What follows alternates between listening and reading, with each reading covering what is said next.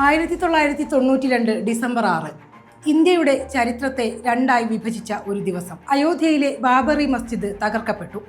ആ സംഭവം രാജ്യവ്യാപക കലാപങ്ങൾക്കും രാഷ്ട്രീയ മാറ്റങ്ങൾക്കും ദീർഘമായ നിയമ പോരാട്ടങ്ങൾക്കും വഴിവെച്ചു. ഏകദേശം 3 പതിറ്റാണ്ടുകൾക്ക് ശേഷം സുപ്രീം കോടതിയുടെ അന്തിമ വിധിയെത്തി. തുടർന്ന് അതേ സ്ഥലത്ത് ശ്രീരാമക്ഷേത്രം ഉയർന്നു. എന്നാൽ അയോധ്യയിൽ അവസാനിച്ച തർക്കം ഇപ്പോൾ 3 പുതിയ കേന്ദ്രങ്ങളിലേക്ക് മാറിയിരിക്കുകയാണ്. വാരാണസിയിലെ ഗ്യാൻവാബി, മഥുരയിലെ ശ്രീകൃഷ്ണ ജന്മഭൂമി, സംഭലിലെ ഷാഹി ജമാ മസ്ജിദ്. ഈ 3 കേസുകളും ഇന്ത്യയുടെ ചരിത്രത്തെയും നിയമത്തെയും രാഷ്ട്രീയത്തെയും വീണ്ടും പരീക്ഷിക്കുകയാണ്. അയോധ്യ ശ്രീരാമന്റെ ജന്മസ്ഥലമാണെന്ന് ഹിന്ദുക്കൾ വിശ്വസിക്കുന്നു. 16-ാം നൂറ്റാണ്ടിൽ മുഗൾ ചക്രവർത്തി ബാബറിന്റെ സേനാനായകനായ മിർ ബാഖി ഇവിടെ ബാബറി മസ്ജിദ് നിർമ്മിച്ചതായാണ് ചരിത്രരേഖകൾ പറയുന്നത്. ശ്രീരാമക്ഷേത്രം പൊളിച്ചാണ് മസ്ജിദ് നിർമ്മിച്ചതെന്നാണ് ഹിന്ദുത്വ സംഘടനകളുടെ വാദം. മുസ്ലിം വിഭാഗം ഈ അവകാശവാദം അംഗീകരിച്ചിരുന്നില്ല. 1850-കളിൽ തന്നെ ആരാധനാവകാശത്തെ ചൊല്ലി തർക്കങ്ങൾ ആരംഭിച്ചു.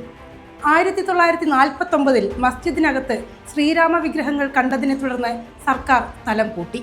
തുടർന്ന് പതിറ്റാണ്ടുകളോളം കേസ് കോടതികളിൽ തുടർന്നു. 1980-കളിൽ രാമജന്മഭൂമി പ്രസ്ഥാനം രാജ്യവ്യാപക രാഷ്ട്രീയ വിഷയമായി. 1990-ൽ LK അദ്വാനിയുടെ രഥയാത്ര പ്രസ്ഥാനത്തിന് വലിയ രാഷ്ട്രീയ ശക്തി നൽകി. 1992 ഡിസംബർ 6-ന് അയോധ്യയിൽ ഒത്തുകൂടിയ കർസേവകർ ബാബറി മസ്ജിദ് പൊളിച്ചു.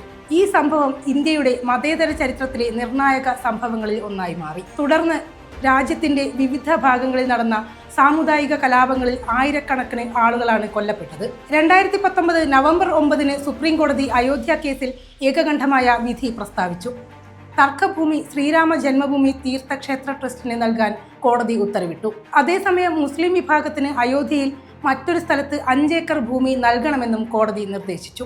1992-ലെ ബാബറി മസ്ജിദ് പൊളിക്കൽ നിയമവിരുദ്ധമാണെന്ന് കോടതി വ്യക്തമായി നിരീക്ഷിച്ചു. അതേസമയം കേസ് സംബന്ധിച്ച തെളിവുകൾ, രേഖകൾ, ദീർഘകാല ആരാധനാ രീതികൾ എന്നിവയുടെ അടിസ്ഥാനത്തിലാണ് ഭൂമിയുടെ ഉടമസ്ഥാവകാശത്തെക്കുറിച്ചുള്ള തീരുമാനം എടുത്തതെന്നും വ്യക്തമാക്കി. 2020-ൽ പ്രധാനമന്ത്രി നരേന്ദ്രമോദി രാമക്ഷേത്രത്തിന് ഭൂമിപൂജ നിർവഹിച്ചു.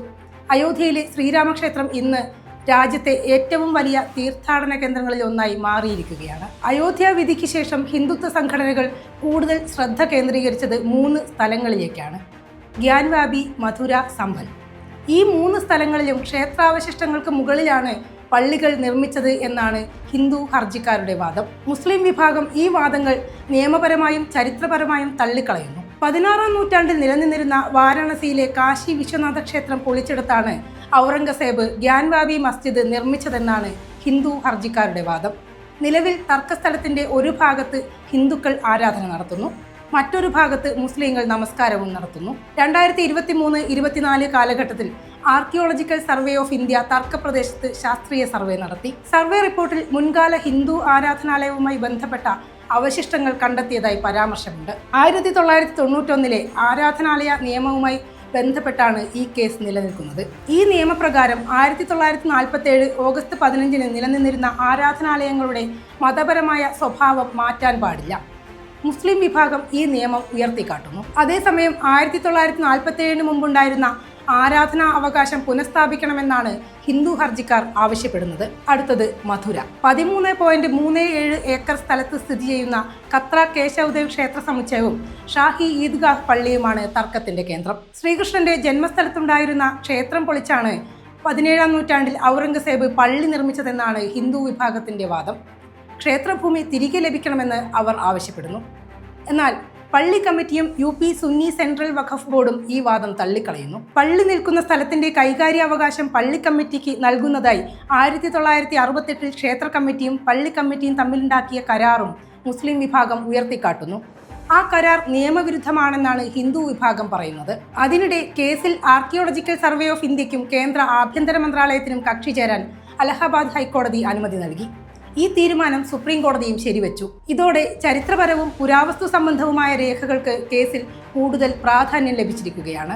അതേസമയം ശ്രീകൃഷ്ണ ജന്മഭൂമിയിൽ ക്ഷേത്രം നിർമ്മിക്കുമെന്ന് ഉത്തർപ്രദേശ് മുഖ്യമന്ത്രി യോഗി ആദിത്യനാഥ് പൊതുവേദിയിൽ പ്രഖ്യാപിച്ചിട്ടുമുണ്ട്. 3ാമത്തെ കേസ് സംഭലിലേതാണ്. സംഭലിൽ പുരാതന ശ്രീ ഹരിഹര ക്ഷേത്രം നിലനിന്നിരുന്ന സ്ഥലത്താണ് 1526-ൽ ബാബറിന്റെ കാലത്ത് ഷാഹി ജമാ മസ്ജിദ് നിർമ്മിക്കപ്പെട്ടത് എന്നാണ് ഹിന്ദു പരാതിക്കാരുടെ വാദം.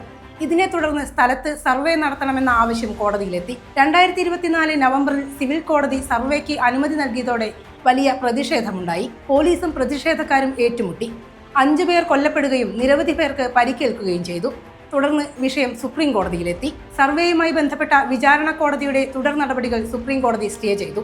ഈ 3 കേസുകളിലും മധ്യസ്ഥതയിലൂടെ പ്രശ്നത്തിന് പരിഹാരം കാണാനുള്ള ശ്രമവും സുപ്രീം കോടതി നടത്തി. പ്രത്യേക ലോക് അദാലത്തിൽ പ്രശ്നങ്ങൾ പരിഹരിക്കാനാകുമോ എന്ന സാധ്യത പരിശോധിച്ചു.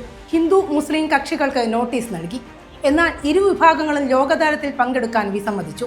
കോടതി തന്നെ കേസുകൾ കേട്ട് അന്തിമവിധി പറയണം എന്നതായിരുന്നു ഇരു കൂട്ടരുടെയും നിലപാട്.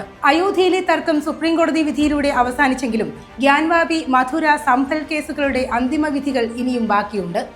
ഈ കേസുകളിലെ സുപ്രീം കോടതിയുടെ തീരുമാനങ്ങൾ ഇന്ത്യയിലെ ആരാധനാലയ തർക്കങ്ങളുടെ ഭാവി ദിശ നിർണ്ണയിക്കുന്ന നാഴികക്കല്ലുകളായിരിക്കും.